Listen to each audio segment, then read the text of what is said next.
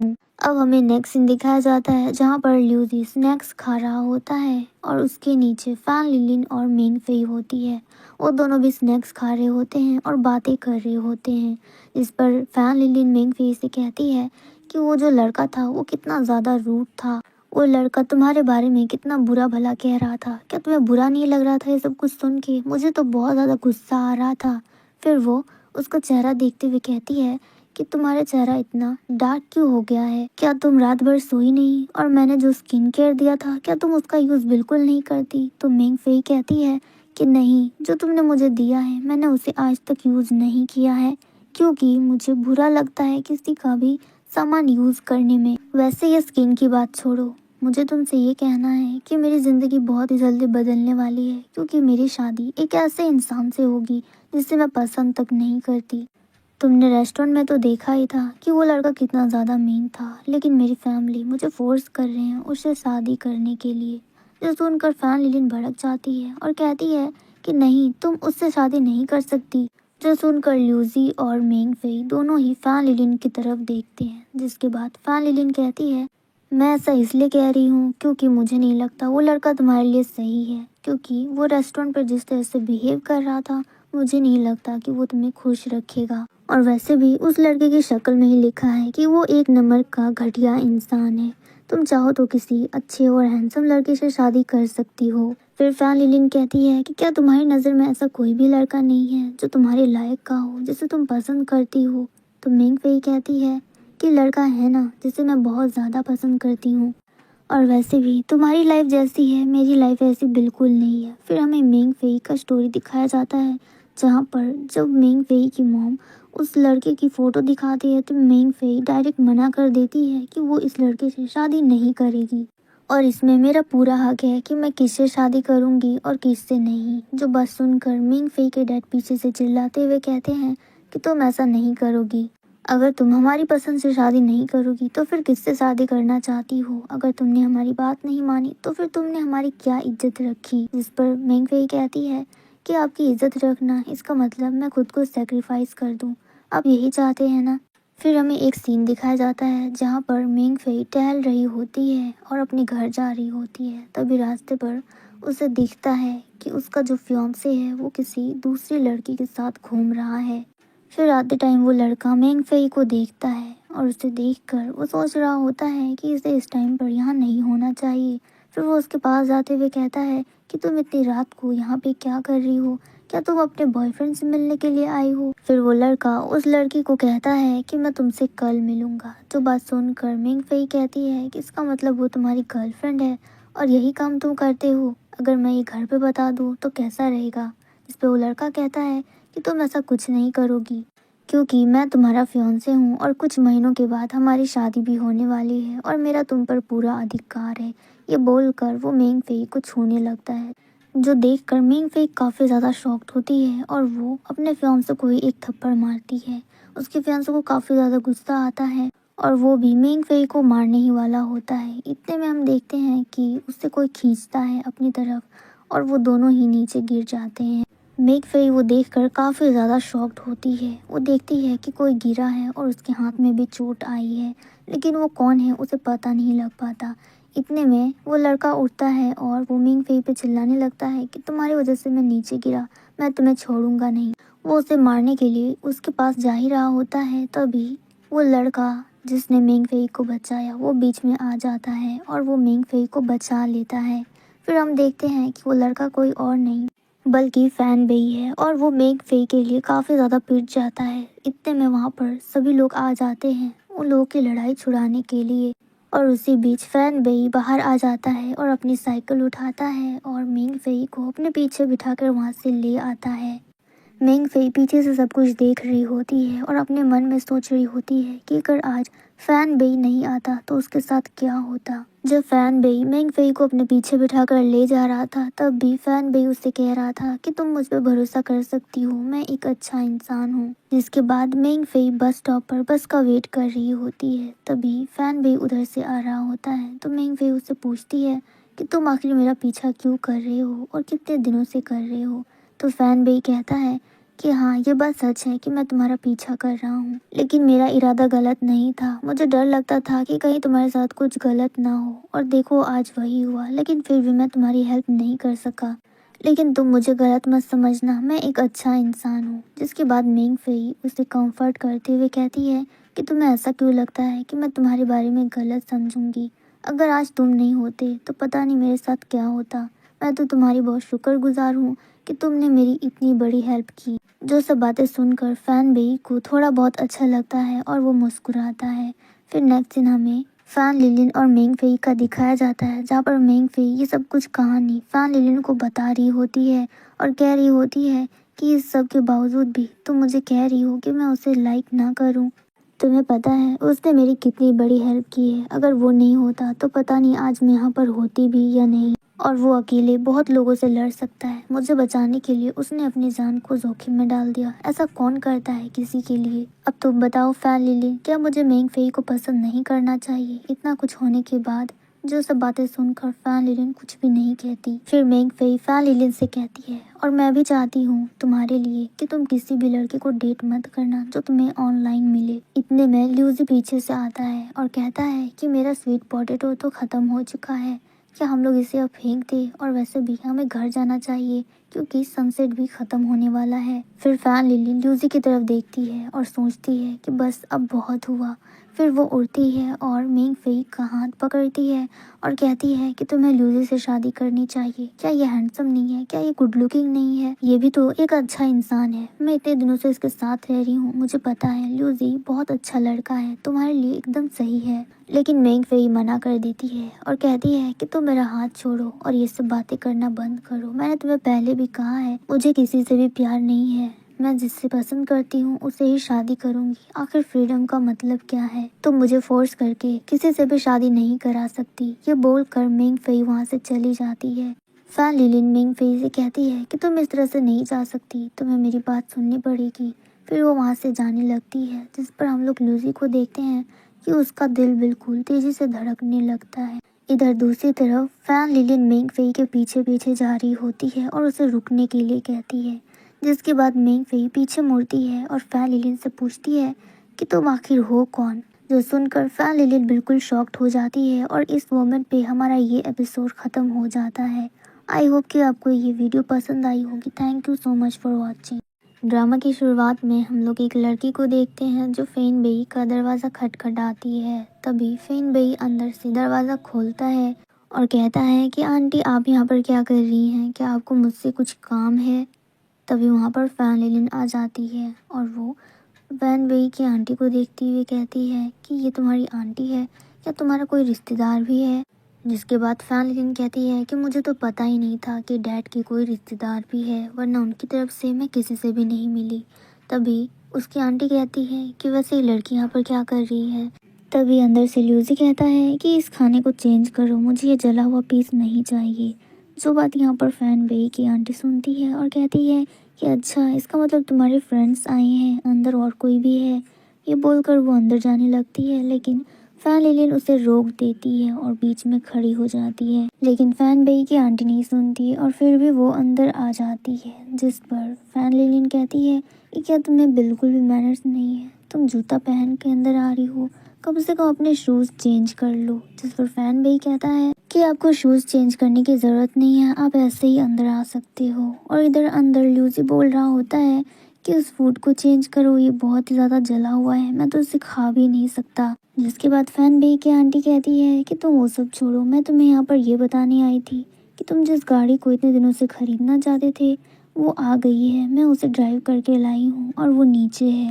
जो बात सुनकर फैन बेई काफ़ी ज़्यादा एक्साइटेड हो जाता है। फिर नेक्स्ट दिन हमें दिखाया जाता है जहाँ पर वो तीनों आते हैं फैन बेई की गाड़ी को देखने के लिए। जो देखकर फैन लिलिन फैन बेई से कहती है कि डैड, क्या आप इतने दिनों से सिर्फ इस खटारा गाड़ी को खरीदने के लिए पैसे जमा कर रहे थे। इससे अच्छा आप कोई अच्छी गाड़ी खरीदते। तभी सेकेंड मोमेंट फैन लिलिन को रियलाइज़ होता है कि उसने फैन बेई को डैड बोल दिया है, जो उससे काफ़ी बड़ी गलती हुई है।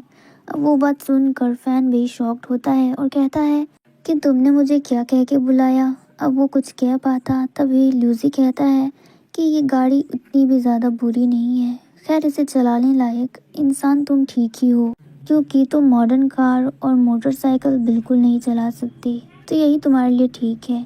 अब ल्यूसी ने यहाँ पर अपना जादू कर दिया होता है और फैन बेई इस सब के बारे में भूल चुका होता है। जिसके बाद फैन लिलिन फैन बेई से कहती है कि क्या तुमने अभी कुछ गलत सुना, क्या मैंने तुम्हें कुछ कह के बुलाया? तो फैन बेई कहता है कि तुम आखिर किस बारे में पूछ रही हो, मुझे तो बहुत ज़्यादा ठंड लग रही है, मैं अब बाहर नहीं रह सकता, अगर तुम लोग को रहना है तो रहो यहाँ पर। ये बोलकर फैन बेई वहाँ से चला जाता है और यहाँ पर फैन लिलिन अभी भी कंफ्यूज होती है और सोच रही होती है कि मैंने फैन बेई को डैड कह के बुलाया, लेकिन फिर भी उसे समझ नहीं आया। फिर वो ल्यूसी की तरफ देखती है और कहती है क्या तुमने भी कुछ नहीं सुना जो मैंने कहा? तो ल्यूसी कहता है कि तुम किस बारे में बात कर रही हो, क्या तुम्हें ठंड नहीं लग रहा, क्या तुम बाहर ही रहना चाहती हो? ये बोलकर ल्यूसी अंदर चला जाता है। फैन लिलिन स्टिल कंफ्यूज होती है और कह रही होती है कि मैंने सब कुछ इतने क्लियर वर्ड में बोले थे और इन लोगों ने मुझसे कुछ सवाल भी नहीं किया, ये तो बहुत ज़्यादा अजीब है। जिसके बाद फैन लिलिन ल्यूसी के पीछे पीछे जाने लगती है और फैन बेई से कह रही होती है कि तुमने उस खटारा ट्राईसाइकिल को लेकर ठीक नहीं किया है, आखिर तुम उसका क्या ही करोगे? तभी फैन लिलिन का पैर फिसल जाता है और वो नीचे गिरने ही वाली होती है, लेकिन ल्यूसी उसे पकड़ लेता है, जो देखकर फैन लिलिन काफ़ी ज़्यादा शॉक्ड होती है और ल्यूसी से कहती है कि तुम तो भी मेरे आगे चल रहे थे ना, फिर अचानक से पीछे कैसे आ गई, आखिर चल क्या रहा है? तो ल्यूसी कहता है कि ये तुम क्या बोल रही हो, मैं तो हमेशा से तुम्हारे पीछे चलते आ रहा हूँ, तो भला आगे कब गया? तुम्हें ही कुछ गलत फहमी हो रही है।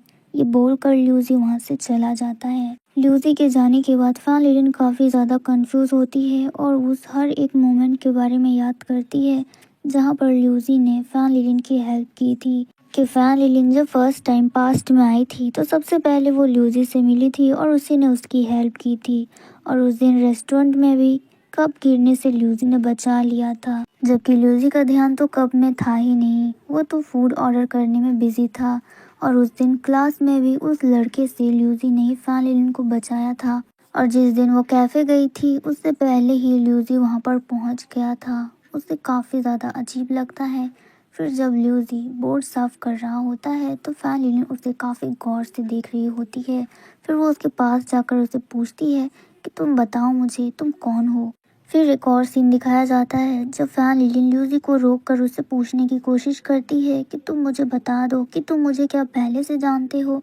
ऐसे करते करते हमें बहुत सीन दिखाए जाते हैं जहाँ पर फैन लिलिन ल्यूसी से पूछने की कोशिश करती है कि तुम आखिरकार हो कौन, क्या तुम कुछ जानते हो जो मैं नहीं जानती? मैं जहाँ कहीं भी जाना चाहती हूँ तुम मुझसे पहले पहुँच जाती हो और हर एक चीज़ में मेरी हेल्प करते हो। जो सब बातें सुनने के बाद अब ल्यूसी फैन लिलिन के पास आने लगता है और कहता है कि तुम्हें पता है मैं ऐसा क्यों करता हूँ? क्योंकि मैं तुम्हें लाइक करता हूँ इसलिए। फैन लिलिन कहती है कि तुम झूठ कह रहे हो, तो ल्यूसी कहता है नहीं, मैं बिल्कुल सच कह रहा हूँ, वरना मुझे तुम्हारी इतनी चिंता क्यों होती। मैं हर जगह तुम्हें फॉलो करता हूँ क्योंकि मैं तुम्हें लाइक करता हूँ। मैं हर बार तुम्हारी हेल्प करता हूँ क्योंकि मैं तुम्हें लाइक करता हूँ, और तुम भी तो मुझे लाइक करती हो, इसीलिए तो हर रात तुम मेरे बारे में सोच कर ही सोती हो। जो बात सुनकर फैन लिलिन कहती है कि ये तुम क्या कह रहे हो भला, मैं तुम्हारे बारे में क्यों ही सोचूंगी और तुम्हारे बारे में सोचकर क्यों सोऊंगी। जो बात सुनकर ल्यूसी हंसने लगता है और कहता है कि अगर ऐसी बात है तो फिर तुम्हारा चेहरा येलो क्यों हो गया है? हो सकता है कि तुम मुझे हर समय याद करती रहती हो, इसलिए मैं भी कभी कभार तुम्हारे बारे में सोच लेता हूँ, और जहाँ तुम्हें जाना होता है वहाँ पर मैं तुमसे पहले पहुँच जाता हूँ। जो सब बातें सुनने के बाद फैन लिलिन कहती है कि तुम बस करो, इतने सारे बहाने बनाने की कोई भी ज़रूरत नहीं है, मैं तुम्हें पसंद नहीं करती। ये बोलकर फैन लिलिन वहाँ से चली जाती है। फैन लिलिन के जाने के बाद ल्यूसी एक गहरी सांस लेता है। फिर हमें नेक्स्ट सीन फैन लिलिन का दिखाया जाता है जब वो मिरर के सामने बैठी होती है और अपने चेहरे को देख रही होती है और कहती है कि क्या मेरा चेहरा सच में येलो हो गया है? क्या ल्यूसी सच कह रहा था? जिसके बाद फैन लिलिन अपना स्किन केयर करती है, जिसके बाद वो सो जाती है और वो सोते टाइम भी यही सोच रही होती है कि बस किसी तरह से मेंग फेई और ल्यूसी दोनों को एक दूसरे से प्यार हो जाए और वो लोग एक दूसरे से शादी कर ले। जहाँ पर ल्यूसी का सीन दिखाया जाता है, वो कहता है कि मैं शादी नहीं करूँगा, हमें फुल फ्रीडम है अपनी पसंद की शादी करने का। ये बोलकर ल्यूसी वहाँ से चला जाता है। तभी फैन लिलिन को याद आने लगता है वो सब कुछ, कि किस तरह से मेंग फेई के मॉम और डैड उसकी शादी जबरदस्ती उस बेवकूफ़ लड़के से कराने की कोशिश कर रहे थे, जहाँ पर मेंग फेई भी कह देती है कि उससे उस लड़के से शादी नहीं करनी, क्योंकि मेंग फेई फैन बेई को ऑलरेडी पसंद करती है और फैन बेई एक बहुत ही अच्छा लड़का है और वो मेंग फेई से बहुत ज़्यादा प्यार करता है। वही सब बातें सोच सोच कर इधर फैन लिलिन की नींद टूट जाती है। उठने के बाद वो कहती है कि मैं 2-3 घंटे तो सो ही गई थी और उसे काफ़ी ज़्यादा पसीने भी आ रहे होते हैं, तो वो टॉवल से अपना चेहरा पोंछने ही वाली होती है। तभी वो देखती है कि उसका चेहरा काफ़ी ज़्यादा ग्लो कर रहा है। फैन लिलिन कहती है कि ऐसा इसलिए हुआ क्योंकि सोने से पहले मैंने एचबीएन का स्किन केयर प्रोडक्ट यूज़ किया था। तभी उसकी नज़र उसकी एचबीएन की बोतल पर जाता है। तभी वो नोटिस करती है कि वो बोतल्स बिल्कुल भरी हुई है और उसे रियलाइज़ होता है कि जब उसने लास्ट टाइम इस बोतल को यूज़ किया था तो वो बिल्कुल खाली था। फैन लिलिन ये देखकर काफ़ी ज़्यादा कंफ्यूज हो जाती है कि आखिर ये सब कुछ चल क्या रहा है, कहीं मैं पास्ट में आई हूँ इसलिए तो ये सब नहीं हो रहा है। जिसके बाद अपना मूड फ्रेश करने के लिए फैन लिलिन बाहर आती है थोड़ा टहलने के लिए। आगे जाने के बाद हम उसके पीछे ल्यूजी को देखते हैं जो फैन लिलिन के पीछे पीछे आ रहा होता है। आगे जाने के बाद हम लोग 2 आदमी को देखते हैं जो अपोजिट साइड से आ रहा होता है। अब फैन लिलिन जैसे ही जाती है तभी वो उस आदमी से टकरा जाती है और वो आदमी कोई और नहीं बल्कि मेंग फेई का फियांसे होता है। अब उसे देखकर वो कहता है कि तुम तो वही रेस्टोरेंट वाली लड़की हो ना, हम लोग तो दोबारा मिल गए, शायद किस्मत चाहती है कि हम दोनों बार बार मिले, तुम्हें क्या लगता है। जो बात सुनकर फैन लिलिन को बिल्कुल भी अच्छा नहीं लग रहा होता। जिसके बाद वो लड़का फैन लिलिन का स्कार्फ निकालने की कोशिश करता है लेकिन फैन लिलिन मना कर देती है, जिस पर उस लड़के को गुस्सा आ जाता है। फिर वो फैन लिलिन को मारने के लिए एक डंडा उठाता है। जैसे ही वो मारने के लिए डंडा आगे करता है तभी ल्यूजी अपना हाथ आगे कर देता है, जिससे फैन लिलिन की जगह ल्यूजी को चोट लग जाती है। अब फैन लिलिन ल्यूजी को देखती है और कहती है कि तुम कौन हो, और उसी टाइम पर समय रुक जाता है। जिसके बाद ल्यूजी को कुछ दर्द महसूस होता है तो वो अपने हाथ को देखता है और कहता है कि मुझे तो चोट लग गई। फिर ल्यूजी के जख्म भी ठीक हो जाते हैं और तभी टाइम स्टार्ट हो जाते हैं और मेंग फेई का फियांसे और वो लड़का दोनों ही नीचे गिर जाते हैं और ऐसा लग रहा होता है कि मेंग फेई के फियांसे को काफ़ी ज़्यादा चोट आई है। अब वो लोग वहाँ पर लड़ाई शुरू करते तभी वहाँ पर फैन भी अपनी ट्राई साइकिल लेकर पहुँच जाता है। ल्यूजी फैन लिलिन को उठाकर ट्राई साइकिल पर बिठा देता है। ल्यूजी कहता है कि तुम दोनों यहाँ से जाओ, मैं इन लोगों को संभाल लूँगा, लेकिन वो लोग इतना ज़्यादा गुस्से में लग रहे थे कि उसे देखकर फैन लिलिन भी ल्यूजी को पकड़कर अपने साथ बिठा देती है। फिर वो लोग वहाँ से सही सलामत वापस चले जाते हैं। फिर फैन भी पूछता है कि तुम लोग ठीक तो हो, तुम लोग इस सिचुएशन में आखिर पड़े कैसे, और बताओ क्या मेरा ट्राई साइकिल यूज़फुल नहीं है। जो बात सुनकर ल्यूजी स्माइल करता है और इधर दूसरी तरफ फैन लिलिन सोच रही होती है कि ये वही ट्राई साइकिल है जिस पे मैं बचपन में स्कूल जाया करती थी और ये वही डैड है जो मुझे बचपन में इसी ट्राई साइकिल पर बिठाकर स्कूल ले जाया करते थे। फिर हमें फैन लिलिन के बचपन का सीन दिखाया जाता है जहाँ पर फैन लिलिन काफ़ी ज़्यादा गुस्से में लग रही होती है और उसके पापा उसे उसी ट्राई साइकिल में बिठाकर घर लेकर आते हैं, जहाँ पर मोहल्ले के सारे बच्चे फैन लिलिन के पास जाकर कहते हैं कि फैन लिलिन की इस खटारा गाड़ी में रोज आया जाया करती है। जो बात सुनकर फैन लिलिन को बहुत ज़्यादा गुस्सा आता है और वो उस गाड़ी पर लात मार के कहती है कि ये गाड़ी सच में खटारा है। ये बोलकर वो वहाँ से चली जाती है। फिर हमें नेक्स्ट डे का सीन दिखाया जाता है जहाँ पर फैन लिलिन अपने स्कूल जाने के लिए रेडी होती है और उसकी मॉम उसे लेकर आती है। तभी वो देखती है कि उसकी जो पुरानी ट्राई साइकिल है उसके डैड ने उसे बहुत ही ज़्यादा ब्यूटीफुल बना दिया है। उसके चारों तरफ बलून्स होते हैं और फैन लिलिन बिल्कुल एक प्रिंसेस की तरह उस ट्राई साइकिल में बैठी होती है। फैन लिलिन काफ़ी ज़्यादा खुश होती है और मोहल्ले के सारे बच्चे फैन लिलिन की काफ़ी ज़्यादा तारीफ़ कर रहे होते हैं कि फैन लिलिन तो बिल्कुल एक प्रिंसेस की तरह लग रही है, क्या मैं भी इस ट्राई साइकिल में बैठ सकती हूँ। और वो मोमेंट फैन लिलिन की चाइल्डहुड का बेस्ट मोमेंट था। अब हमें पास्ट का सीन दिखाया जाता है जहाँ पर फैन लिलिन ये सब कुछ बातें याद करके काफ़ी ज़्यादा इमोशनल हो जाती है और रोने लगती है। फिर वो फैन बेई से कहती है कि फैन बेई क्या तुम मेंग फेई को लाइक नहीं करते? बताओ मुझे। अगर तुम उसे पसंद करते हो तो जाकर उसे प्रपोज करो और उससे शादी कर लो, वरना उसकी फैमिली उसकी शादी किसी दूसरे लड़के से करा देंगे। तुम्हारे पास अभी टाइम है, तुम एक नंबर के बेवकूफ़ हो। ये सुनने के बाद फैन भी अपनी ट्राईसाइकिल रोक देता है। तभी ल्यूसी फैन लिलिन को बचाने के लिए अपना हाथ आगे करता है, लेकिन फैन लिलिन नोटिस करती है कि उसके हाथ में चोट नहीं लगी है। फिर वो ल्यूसी को देखती है और कहती है कि तुम्हारे हाथ में तो चोट लगी थी ना, फिर वो गायब कैसे हो गई? तुम आखिर हो कौन? वो दोनों ही एक दूसरे की शक्ल देखते हैं और इस मोमेंट पे ये एपिसोड ख़त्म हो जाता है। ड्रामा की शुरुआत में हमें फैन लिलिन का प्रेजेंट दिखाया जाता है, जहाँ पर फैन लिलिन अपने ऑफिस में होती है और उसकी बॉस उसे डांट रही होती है और कहती है कि इस कंपनी को तुम्हारी बिल्कुल भी ज़रूरत नहीं, तुम बहुत ही गंदा परफॉर्म कर रही हो और अगर तुम्हें इस कंपनी में आगे चल के काम करना है तो तुम्हें थोड़ी और मेहनत करनी पड़ेगी। जो बातें सुनकर फैन लिलिन काफ़ी ज़्यादा सैड हो जाती है और बाहर आने के बाद वो ये सोचने लगती है कि क्या वो इतनी ज़्यादा यूज़लेस है। तभी वहाँ पर दूसरी एम्प्लॉय आती है और फैन लिलिन को पेपर्स देते हुए कहती है कि इसे जेरोक्स करके मेरे पास लाओ। इधर सब लोग आपस में बातें कर रहे होते हैं, काम कर रहे होते हैं और दूसरी तरफ फैन लिलिन होती है जिससे हर कोई अपना काम करवाता है। फिर हमें ल्यूसी को दिखाया जाता है जो सबकी बातें सुन पा रहा था। तभी उसे फैन लिलिन की विश सुनाई देती है। वो कहती है कि काश मैं अपनी बॉस की भी बॉस होती। मुझे ये लाइफ बहुत ज़्यादा हार्ड लगता है क्योंकि मुझे लगता है कि मैं किसी भी चीज़ में परफेक्ट नहीं हूँ। शायद मुझे यूजलेस कामों के लिए बनाया गया है। मैं अपनी पूरी मेहनत करती हूँ फिर भी मुझे इतनी ज़्यादा डांट मिलती है। वो ये सब सोच रही होती है तभी फैन लिलिन के बॉयफ्रेंड का कॉल आता है, जहाँ पर आज फैन लिलिन और उसका बॉयफ्रेंड दोनों मिलने का प्लान बनाते हैं। जिस पर फैन लिलिन का बॉयफ्रेंड कहता है कि मैं तुम्हारी ऑफिस के पास वाले होटल में हूँ, जब तुम्हारा काम खत्म हो जाएगा तब तुम यहाँ पर आ जाना। फैन लिलिन काफ़ी ज़्यादा खुश होती है। तभी उसका बॉयफ्रेंड उसे कहता है कि जब हम लोग होटल में मिल ही रहे हैं तो फिर आज का रूम तुम बुक कर दो।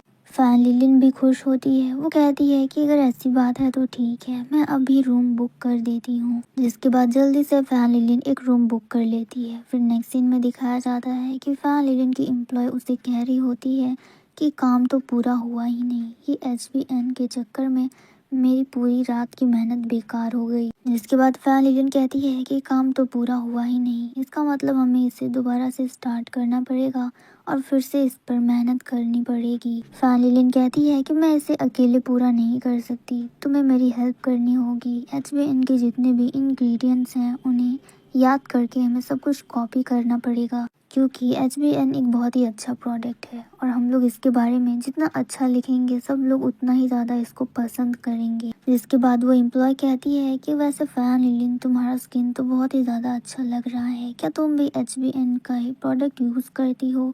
तो फैन लिलिन कहती है कि हाँ, तुमने बिल्कुल सही कहा। जो सुनकर वो एम्प्लॉय कहती है कि अगर ऐसी बात है तो HBN का प्रोडक्ट आज से मैं भी यूज़ करूँगी। मैं भी देखना चाहती हूँ कि क्या सच में ये इतना ज़्यादा फ़ायदेमंद है। जो बात सुनकर फैन लिलिन मुस्कुराती है। तभी उसे उसके बॉयफ्रेंड का मैसेज आता है। फिर नेक्स्ट सीन हमें उसी होटल का दिखाया जाता है जहाँ पर हम लोग ल्यूसी को भी देखते हैं। फिर हम लोग फैन लिलिन के बॉयफ्रेंड को देखते हैं जो किसी के साथ होता है और वहीं पर ल्यूसी को भी देखते हैं जो फैन लिलिन के बॉयफ्रेंड को ही देख रहा था। जिसके बाद ल्यूसी वहाँ से चला जाता है तो फैन लिलिन नोटिस करती है कि उसका बॉयफ्रेंड किसी दूसरी लड़की के साथ है।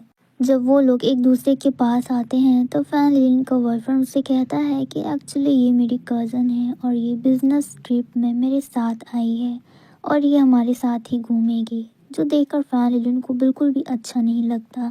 फिर उसकी कज़न कहती है कि जो तुमने रूम लिया है क्या उसमें सिंगल बेड है? अगर ऐसा रहा तो हम में से किसी एक को सोफे में सोना पड़ेगा।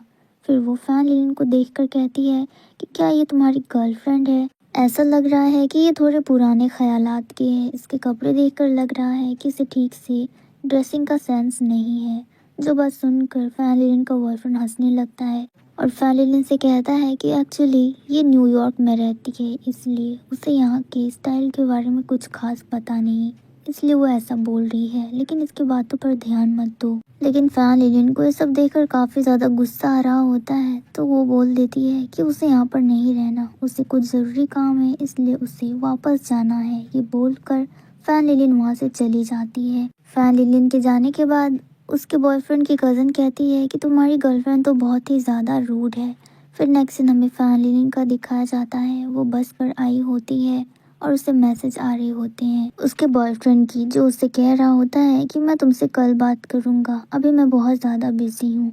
जो फैन लिलिन को अच्छा नहीं लगता और वो फ़ोन साइलेंट कर देती है। तभी एक बच्ची जब बस से उतर रही होती है तो उसकी आइसक्रीम फैन लिलिन की जैकेट पर लग जाता है, जिसके बाद फैन लिलिन उस आइसक्रीम को पोंछने लगती है। तभी उसका पैर फिसल जाता है और वो एक बुजुर्ग आदमी से टकरा जाती है। लेकिन वो बुजुर्ग आदमी फैन लिलिन को काफ़ी बुरी नज़र से देख रहा होता है और उसे अपनी थाई में बैठने के लिए कहता है, जो देखकर फैन लिलिन को बिल्कुल भी अच्छा नहीं लगता। नेक्स्ट सीन में फैन लिलिन अपने ऑफिस पर होती है और वहाँ पर काम कर रही होती है। तभी उसे फ्लैशबैक हिट होता है, जहाँ पर उसे याद आता है कि उसकी बॉस ने HBN के बहुत सारे प्रोडक्ट्स लाए थे और कहा था कि सब कोई इसे बांट लेना, लेकिन फैन लिलिन को वो नहीं मिलता। जिसके बाद फैन लिलिन ने HBN का प्रोडक्ट अपने पैसों से खरीदा था। फिर नेक्स्ट सीन में वो अपने घर वापस चली जाती है, जहाँ पर उसके मॉम और डैड काफ़ी ज़्यादा लड़ाई कर रहे होते हैं। फैन लिलिन की मॉम फैन लिलिन के डैड को समझाने की कोशिश कर रही होती है कि उसे इतना स्टूपिड बन के नहीं रहना है, वरना सब लोग उसका फ़ायदा उठाएंगे। उसे थोड़ी सी समझदारी दिखानी चाहिए। घर आते ही अपने मॉम और डैड को इस तरह से लड़ते फैन लिलिन बाथरूम में घुस जाती है और वहाँ पर शावर ऑन करके बस यही सब कुछ सोच रही होती है कि उसकी लाइफ कितनी ज़्यादा बोरिंग है। उसे हर जगह पर ताने सुनने को मिलते हैं। ऑफिस में भी उसे हर चीज़ के लिए डांट मिलती है, जबकि वो सब काम अच्छे से करती है। वो हर एक चीज़ परफेक्टली करना चाहती है लेकिन नहीं कर पाती। सारा दिन इतनी मेहनत करने के बाद भी उसे अपने बॉस से डांट सुनने को मिलता है। फैन लिलिन ये सोचने लगती है कि क्या वो अपनी ज़िंदगी में कभी भी खुश नहीं रह पाएगी। क्या इस दुनिया में ऐसा कोई भी नहीं है जो उसे प्यार करेगा और उसे पूरी दुनिया की खुशी ला कर देगा बिना उसे चीट किए। नेक्स्ट सीन में फैन लिलिन के मॉम और डैड काफ़ी ज़्यादा लड़ाई करने लगते हैं। तभी फैन लिलिन बाथरूम से बाहर निकलती है और अपना सारा सामान पैक करने लगती है। और ये वही मोमेंट होता है जब फैन लिलिन गुस्से में घर से बाहर निकली थी। फैन लिलिन कहती है कि अब उसे यहाँ पर नहीं रहना। वो रोज़ की इन झगड़ों से परेशान हो गई है और ऑफिस के बॉस से। जिसके बाद वहाँ पर फैन लिलिन की मॉम आती है और कहती है कि देखो तुम्हारे डैड किस तरह से मुझसे लड़ रहे हैं, और जब तुम घर आई थी तो तुमने मुझे बताया क्यों नहीं, भला ऐसे कौन आता है। फैन लिलिन परेशान हो गई थी और उसने मन बना लिया था कि उसे इस घर में नहीं रहना है। इधर दूसरी तरफ उसकी मॉम और डैड काफ़ी ज़्यादा लड़ रहे थे। फैन लिलिन बिना कुछ बोले वहाँ से जाने लगती है। तभी अचानक वो रुक के कहती है कि मुझे आप लोगों के साथ अब और नहीं रहना, मैं यहाँ से जा रही हूँ। फैन लिलिन को इतने गुस्से में आते देख इधर सब लोग शॉक्ड होते हैं। फैन लिलिन की मॉम कहती है कि अब तुम भी मुझे परेशान करने लगी, तुम्हारे डैड तो मुझे परेशान कर ही रहे थे, अब तुम भी करो, कोई दिक्कत नहीं है। मैंने तो अपनी पूरी ज़िंदगी ही परेशानी झेली हुई है, और ख़ास करके जब मैंने इससे शादी किया था। जिस पर फैन लिलिन के डैड भी कहते हैं कि मैं भी परेशान हो गया हूँ। और इधर फैन लिलिन काफ़ी ज़्यादा गुस्सा कर रही होती है कि आप लोगों को मेरी बिल्कुल भी चिंता नहीं है, मुझे आप लोगों के साथ नहीं रहना। फैन लिलिन वहाँ से जाने लगती है। तभी उसके डैड उसे रोक लेते हैं और कहते हैं कि तुम इस तरह से घर छोड़ने की बात क्यों कर रही हो, तुम कहीं नहीं जाओगी। उसी समय 12 बजने वाले होते हैं और न्यू ईयर भी आने वाला होता है। जैसे ही 12 बजने वाले होते हैं फैन लिलिन ये विश करती है कि उसे सब कुछ चेंज करना है। वो अपने डैड को चेंज करना चाहती है और कुछ ऐसा करना चाहती है जिससे वो दोबारा इस दुनिया में पैदा ही ना हो। जिसके बाद अचानक ही हमें ल्यूजी को दिखाया जाता है और वो सब बातें सुनने के बाद ल्यूजी मुस्कुराता है और उसी टाइम पर टाइम स्टॉप हो जाता है और हमें डायरेक्ट 1995 का दिखाया जाता है। फैन लिलिन की ये विश पूरी हो जाती है और वो अपने मॉम और डैड की कॉलेज के टाइम पर पहुंच जाती है। जिसके बाद हमें फर्स्ट एपिसोड का सीन दिखाया जाता है और इस मोमेंट पे हमारा ये एपिसोड ख़त्म हो जाता है।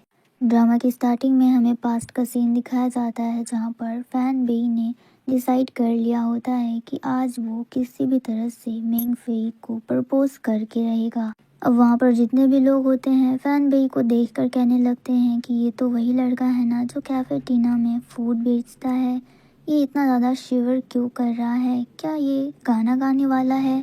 यही सब बोलकर वो लोग फैन बेई का मजाक उड़ाने लगते हैं। तभी ल्यूसी उस लड़के की तरफ देखता है और उसी टाइम पर टाइम रुक जाता है, जिसके सेकेंड टाइम स्टार्ट हो जाता है और सभी लोग खड़े होकर काफ़ी ज़्यादा ताली बजाने लगते हैं और फैन बेई को चीयर करने लगते हैं कि तुम ये कर सकते हो। जो देखकर फैन बेई तो काफ़ी ज़्यादा शॉक्ड होता है कि इन सबको अचानक से क्या हो गया, क्योंकि अब तक तो ये लोग मुझे डीमोटिवेट कर रहे थे। जो सब कुछ देखकर ल्यूसी स्माइल करता है और फैन लिली ल्यूसी की तरफ देखती है और वो सोच रही होती है कि ज़रूर ये सब कुछ ल्यूसी ही कर रहा है।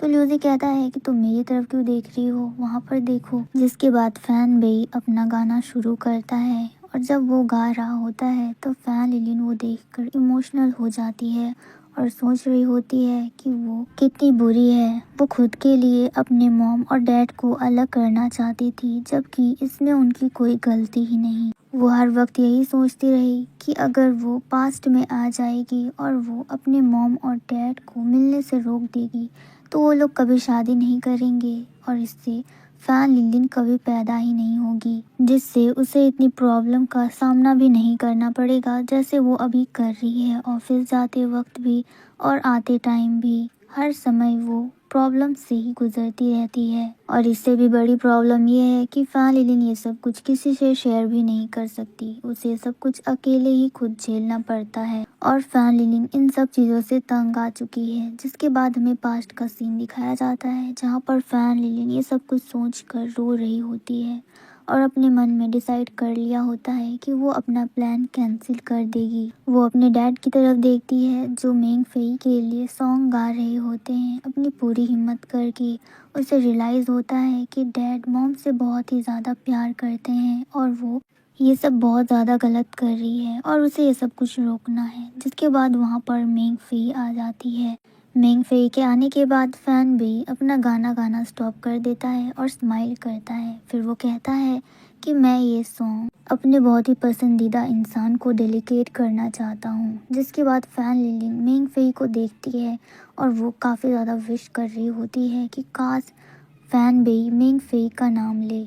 मेंग फेई भी रो रही होती है, फैन बेई भी इमोशनल होता है और वो सॉन्ग गा रहा होता है और इधर दूसरी तरफ फैन लिलिन भी रो रही होती है। जिसके बाद वो जोरों से ल्यूसी का हाथ पकड़ती है और कहती है कि मुझे नहीं पता तुम कौन हो, लेकिन मैं ये विश मांगती हूँ कि मैंने जो भी विश किया था वो मुझे इनकम्प्लीट करना है। मुझे अपनी विश पूरी नहीं करनी और मुझे वापस अपने टाइम में जाना है। सब कुछ जैसा है वैसे ही रहने दो।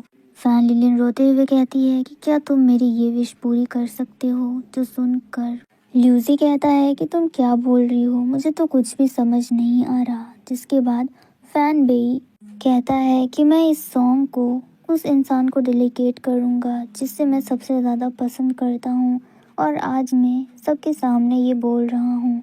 जो सुनकर सब लोग काफ़ी ज़्यादा चीयर अप करने लगते हैं और इधर मेंग फेई भी काफ़ी ज़्यादा नर्वस होती है, लेकिन उससे ज़्यादा फैन लिली नर्वस होती है और अपने मन में सोच रही होती है और विश कर रही होती है कि बस डैड किसी तरह से मॉम का नाम ले ले। फैन लिली रोने लगती है और ल्यूसी का हाथ जोरों से पकड़ लेती है। जिसके बाद ल्यूसी उसका चेहरा अपनी तरफ करता है और उस मोमेंट पे फिर से टाइम स्टॉप हो जाता है। जिसके बाद ल्यूसी फैन लिलिन के आंसू पोंछता है और कहता है कि मैंने ये सब कुछ इसलिए किया था क्योंकि तुम अपनी लाइफ से परेशान थी और तुम्हें सब कुछ चेंज करना था और मैंने उसके लिए तुम्हें एक चांस भी दिया। तुम्हारे पास ऑप्शन था कि तुम अपना आने वाला फ्यूचर बिल्कुल पूरी तरीके से चेंज कर सकती हो, लेकिन तुमने वो चूज़ नहीं किया क्योंकि तुम अपनी मॉम और डैड से बहुत ज़्यादा प्यार करती हो। यहाँ आके तुम्हें पता चला कि हर किसी की लाइफ में अपनी अपनी प्रॉब्लम होती है और तुम्हारी लाइफ में भी कुछ इसी तरीके से प्रॉब्लम चल रही थी,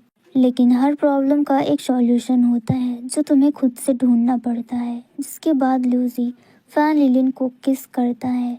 किस करते टाइम ल्यूसी ये बोल रहा होता है कि मुझे पता है कि मुझे तुम्हारी ये विश भी पूरी करनी पड़ेगी और मुझे ये भी पता है कि आज के बाद मैं तुमसे फिर मिलूँगा। अगर किस्मत में रहा तो मैं तुम्हें याद रहूँगा, वरना तुम भी मुझे एक अजनबी की तरह ट्रीट करोगी। जिसके बाद टाइम फिर से स्टार्ट हो जाती है और यहाँ पर फैन बेई बोल देता है कि मैंने ये सॉन्ग मिंग फे के लिए बनाया था और मैं उससे बहुत ज़्यादा प्यार करता हूँ। वो सबके सामने मिंग फे को प्रपोज करता है। सब लोग काफ़ी ज़्यादा खुश होते हैं। फैन लिलिन भी बहुत ज़्यादा खुश होती है और अब जब फैन लिलिन की ये विश भी पूरी हो गई तो ल्यूसी गायब हो जाता है। फैन लिलिन अपने मॉम और डैड को देखकर काफ़ी ज़्यादा खुश होती है। वो ल्यूसी को थैंक यू बोलने ही वाली होती है, तभी वो नोटिस करती है कि उसके साइड पर ल्यूसी नहीं है।